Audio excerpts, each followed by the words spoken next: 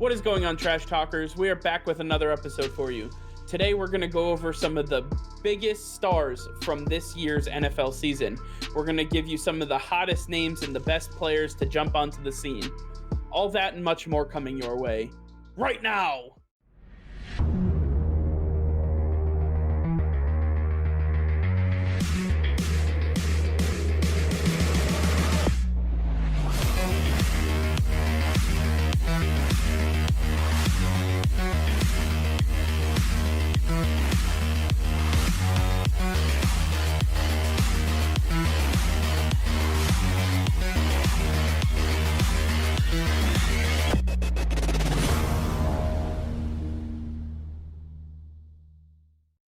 Nick, we are at the end of the season. The Super Bowl is over.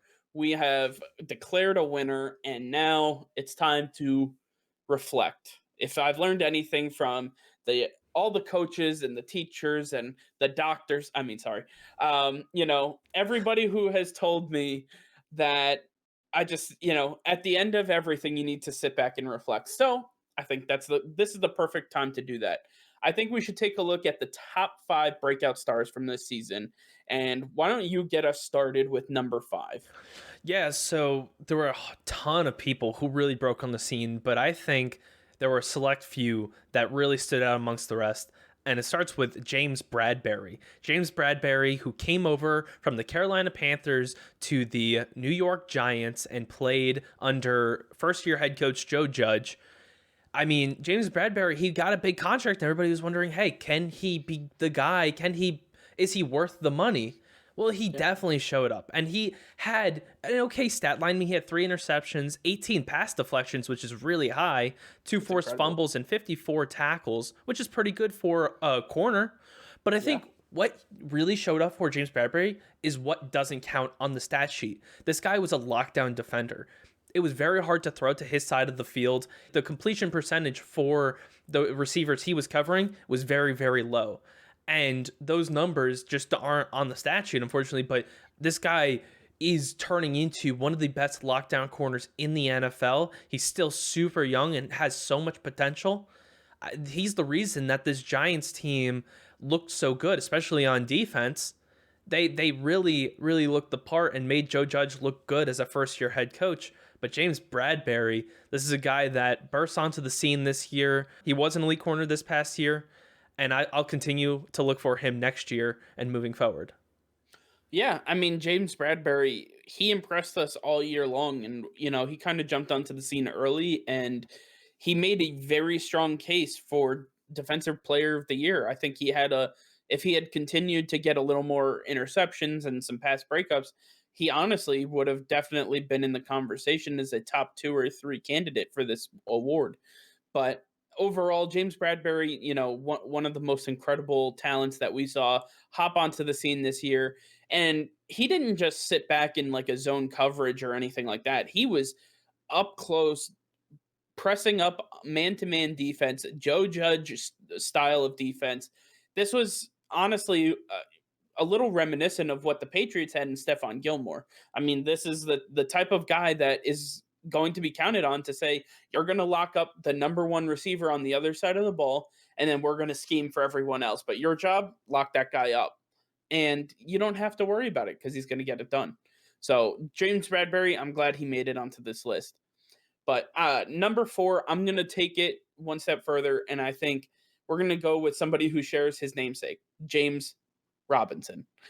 James Robinson, the running back for the Jacksonville Jaguars. Now, everybody thought the Jaguars were crazy, right? They let Leonard Fournette go earlier before the season started, and they were kind of looking around like, who the hell is going to take over in the backfield?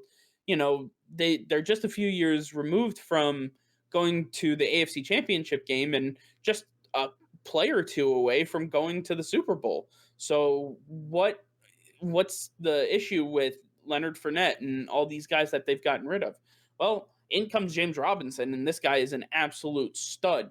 He rushed for 1,070 yards, 7 touchdowns. He had an average carry of 4.5 yards, He also recorded 49 receptions, 344 receiving yards, and 3 receiving touchdowns. This guy is a dual threat in the backfield, and he was able to excel. He basically took over what Leonard Fournette was supposed to be doing. He started doing exactly that. So you're going to have a guy who you didn't invest a first round pick in, and somebody who wants to be here, part of this growth and this rebuild, instead of somebody who is constantly making noise and being a distraction in the locker room. James Bradberry burst onto the scene and made everybody recognize what his name value really is. And what I think what's more impressive is that he was undrafted. Every team looked over this guy for 7 rounds and said, nope, we don't want him.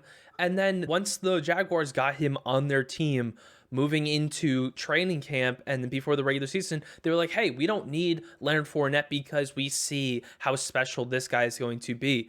And if it weren't for Leonard Fournette leaving or Raquel Armstead being put on the COVID list for the entire season, James Robinson wouldn't have had this opportunity, and he made the most of it.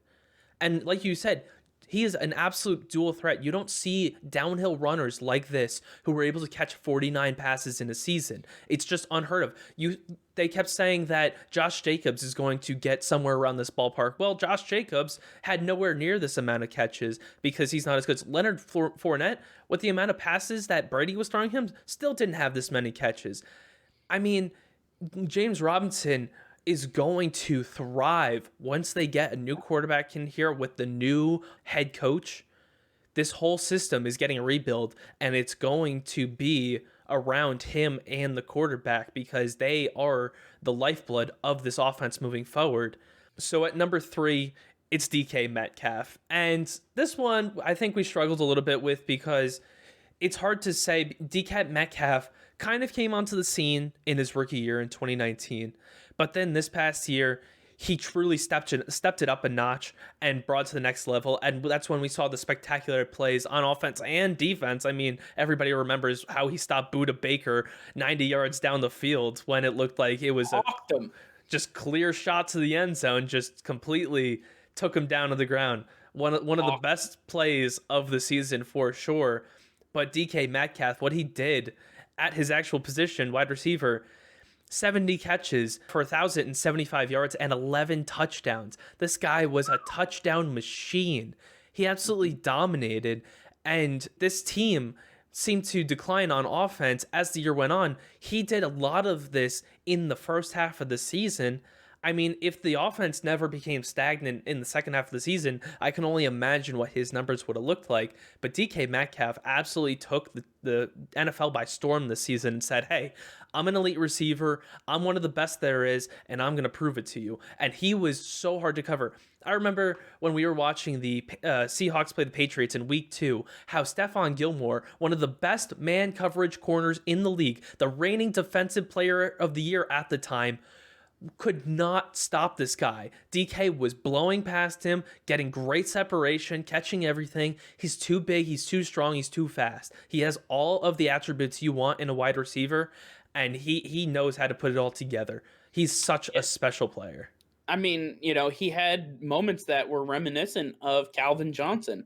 I was calling him Minitron just, a little bit, just because that's exactly what he reminded me of. And he's not that mini. I don't want it to be taken as a slight, but Calvin Johnson's in a class in and of his own at this point. But DK Metcalf, if he continues on this trajectory and continues to improve the way he is, he'll get there. He'll be the next Calvin Johnson of this league.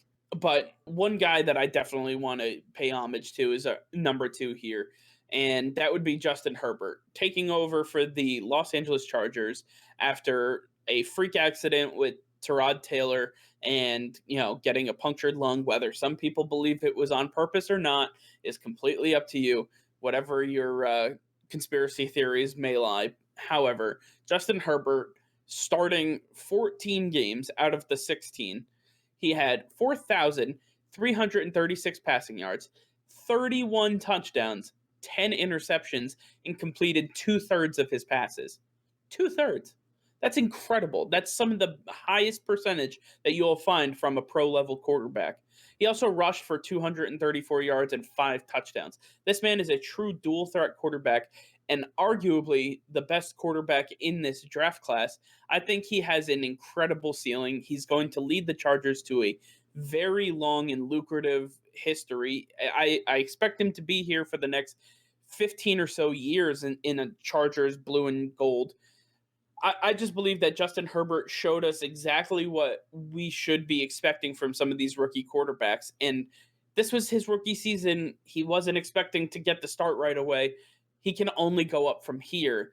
Now, if the Chargers actually invest in some offensive line help and get him extra weapons, who knows what's going to happen with Hunter Henry? Mike Williams was hurt most of the season. What else is new? Keenan Allen was struggling to do it all himself, but it didn't matter because Justin Herbert still put on a show week in and week out. The Kansas City Chiefs have a very big arch rival coming their way. It's not the Raiders, it's the Chargers.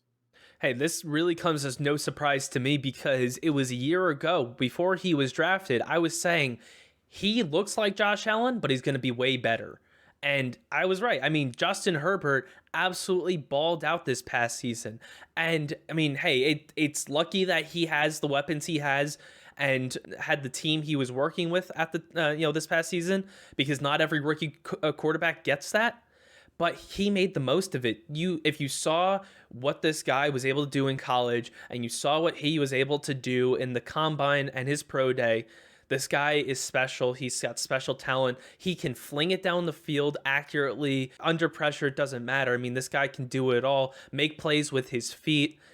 He is the total package, and he is going to be one of the best quarterbacks in the NFL in a couple of years. We're going to be saying that he is up there with Patrick Mahomes and Deshaun Watson and Russell Wilson. He will be in that conversation soon enough. But I think there was somebody that took their rookie season to another level. Somebody that had the biggest breakout of them all, and that was Justin Jefferson.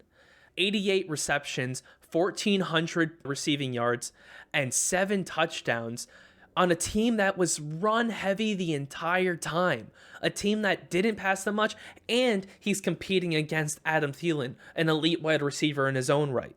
Justin Jefferson showed up and proved why he is one of the best receivers in this past draft class and why he is becoming one of the best receivers in the NFL already.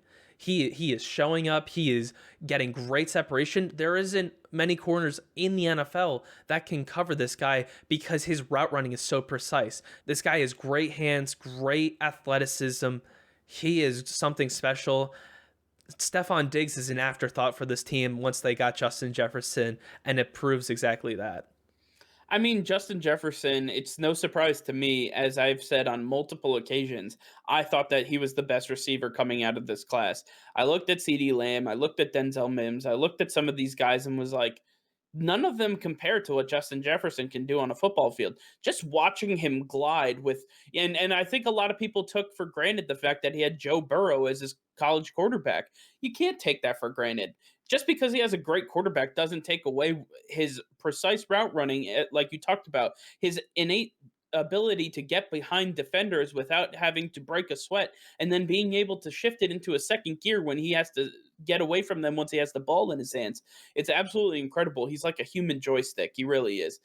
But I think the most impressive stat for me is 1,400 receiving yards on the dot. I mean, just on the dot. And that's pretty incredible to do. So Yeah, and he set records with it. I mean, that's the most by any rookie receiver ever.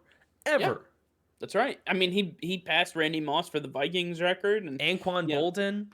Anquan Bolden for the overall rookie receiving record. He is by far and away one of the best players to watch in the upcoming seasons of the NFL, because Justin Jefferson is going to be a highlight reel walking in and out of every single stadium that he blesses his feet with. All right, that's going to do it for now. Thank you all for watching. Make sure to like this video, subscribe to the channel if you're not already subscribed, hit that notification bell. We go live every single day. That'll be all. Peace and love.